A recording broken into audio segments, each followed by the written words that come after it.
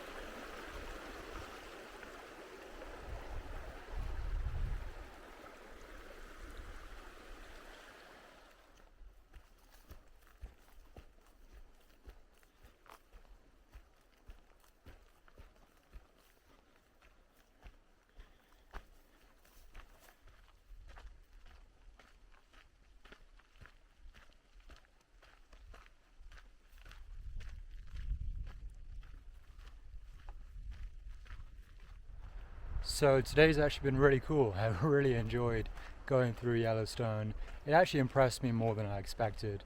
I'm glad I took my time and was actually able to see some geysers go off. I didn't rush through. I spent a few hours there actually, just like would sit by a geyser for a bit and see if maybe it would go off. And yeah, I got to see a couple go off, and yeah, it was a lot of fun. It was really cool.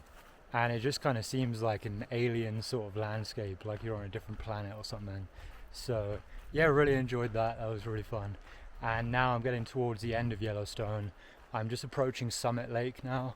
I'm going to fill up on water there, take a break, and then just another 6 miles after that I'll be heading into Idaho.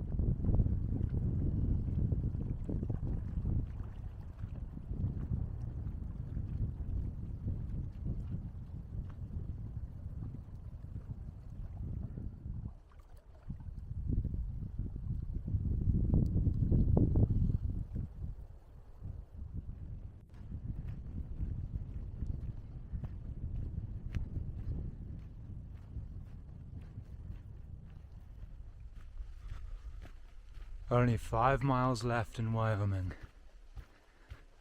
Cruisy cruisy to Idaho.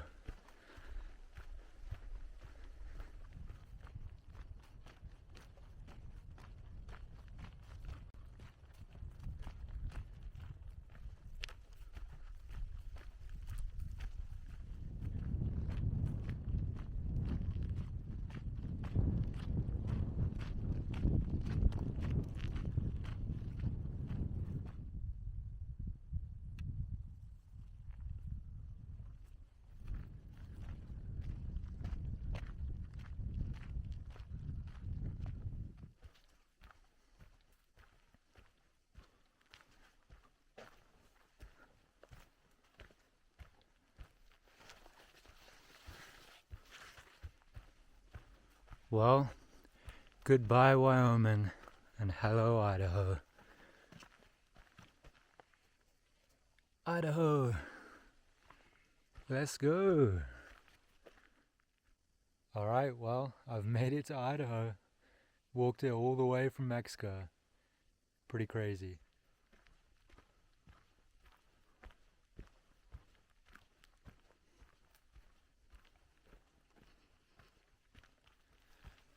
Well, that's it for Wyoming for now.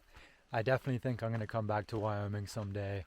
I think Wyoming's actually been my favorite state that I've walked across, honestly. So beautiful, really cool, and really diverse. A lot of different stuff in Wyoming. The trail was also extremely easy in Wyoming, actually. The Great Basin was very flat, but even the Wind River Range wasn't a ton of elevation. I think the CDT took a fairly easy route through the Wind River Range, and then after that, everything has been fairly easy. Not a ton of elevation, honestly. So Wyoming's kind of just been cruisy.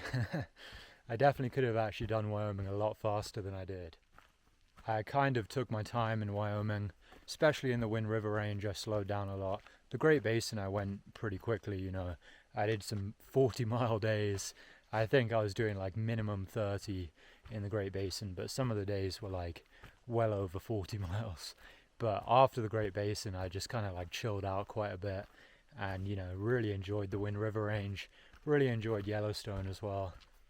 One thing I will say though is after the Wind River Range, like kind of after you leave Green River Lakes, the trail was honestly fairly boring from there all the way until you kind of reach Yellowstone.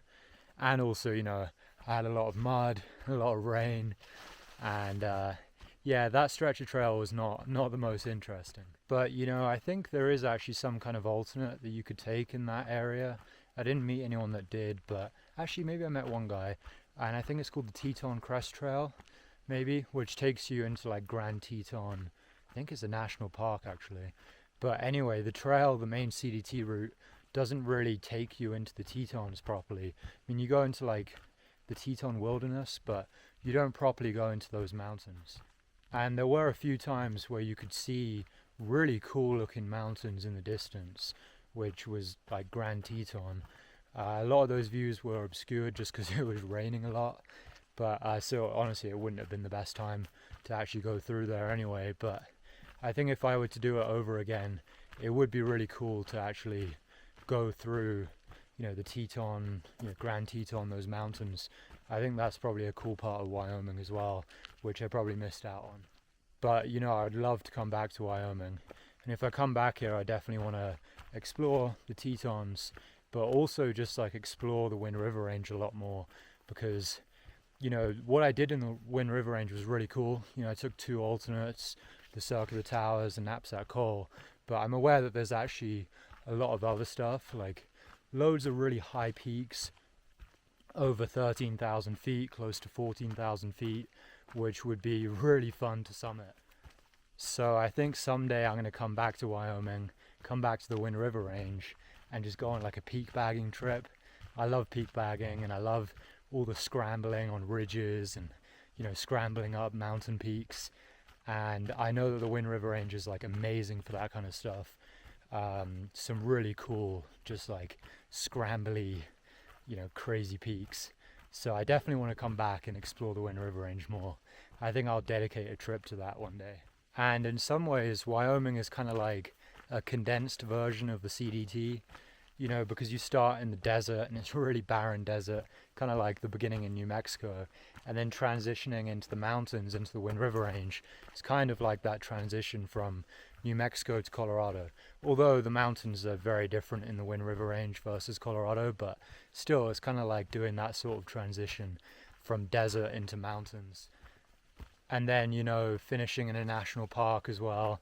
And, you know, the CDT is going to finish in a national park, a very different kind of national park. You know, Glacier is not really that similar to Yellowstone, but still, I don't know, it's just like, it's funny, Wyoming's kind of like a condensed version of a CDT in a way.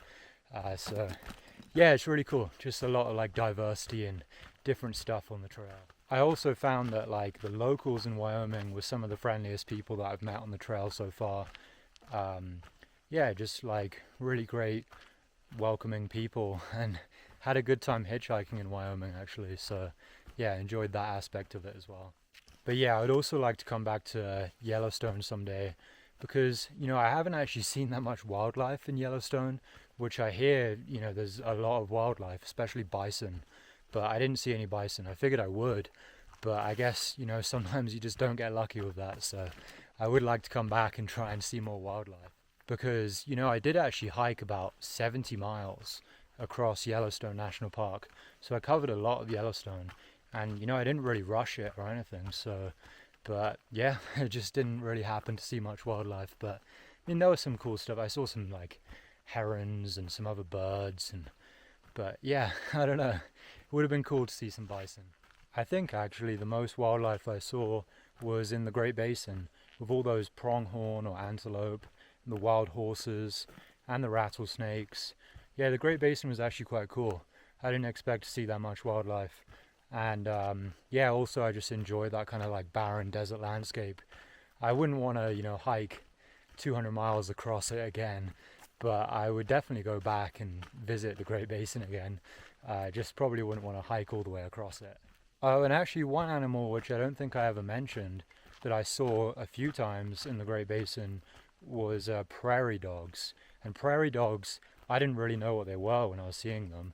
They kind of look like weasels or ferrets or something like that. They're quite funny, or meerkats even. Like sometimes, like they live in like holes, and sometimes they would come up and like stand on their hind legs with their hands up like that. And yeah, they were quite funny. I think they were prairie dogs. But yeah, anyway, onwards towards Canada. And now I'm in Idaho, and soon I'll actually be in Montana. The trail kind of goes along the Idaho-Montana border for a bit, and then, you know, up into just Montana all the way up to Glacier National Park and towards Canada. So kind of starting to feel like I'm on the home stretch of this trail at this point. It's kind of strange.